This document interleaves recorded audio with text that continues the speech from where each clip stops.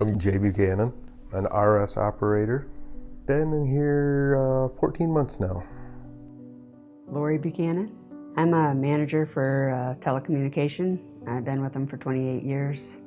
First off, my grandfather was diagnosed with dementia, Alzheimer's, and then after meeting my wife, and we started dating, and then meeting her mother, which she had probably been in Alzheimer's 6 to 8 years when we got together.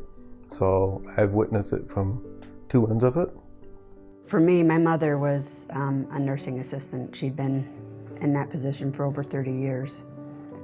And a couple of the nurses that she worked with actually reached out to my father and said, you know, we're seeing this and we're seeing that.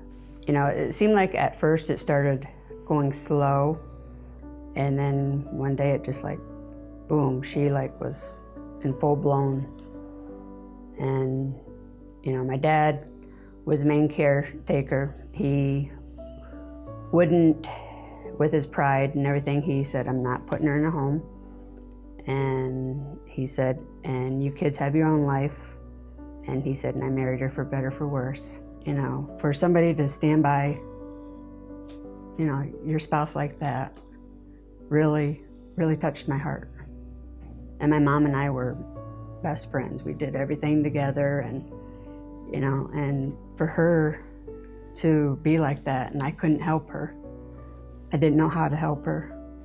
And I remember she really got bad, and I went out to ask the nurses, and they came in and said, well, there's nothing we can do for her other than, you know, give her morphine to keep her comfortable. When I made that phone call to my dad, it was like, you know, he got angry. And I said, Dad, I said, you know, I'm not doing nothing. I said, just come on up and we'll talk about this. He says, I want all you guys to leave the room, and I want to spend some time with Pat. So about 45 minutes later, he come out and he says, I told her it's okay to go. He came out and he told him to go ahead and give her the morphine, and told you and your sisters and the nieces and nephews and everyone that was there to say goodbye.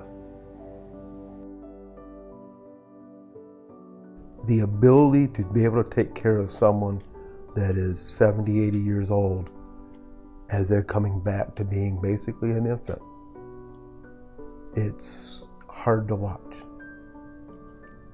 From sitting back looking at it today, if we ever go through it, I hope I can do that.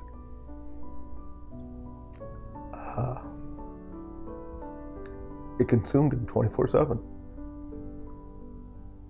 It's, I don't know how we did it, but I hope someday I could do that for my wife. By us doing this, by you, Cutco doing this, and we can help even one or two people, you know, it's worth it. You know, just to give a little more education and a little more of ideas or assistance or whatever, you know, to help somebody else out. Because when you're going through it, you feel like you're all by yourself. You feel like there's nobody there to help you. And that feeling in itself is gut-wrenching. I think for me, seeing my father go through the health issues that he went through is that no matter how much you love that person and want to take care of them, you have to take care of yourself. Because if you're not healthy, you can't take care of them. And, you know, and don't be afraid to reach out for help. You know, there's a lot of, you know, whether it's family, you know, home health care, or, you know, there is a lot of help out there.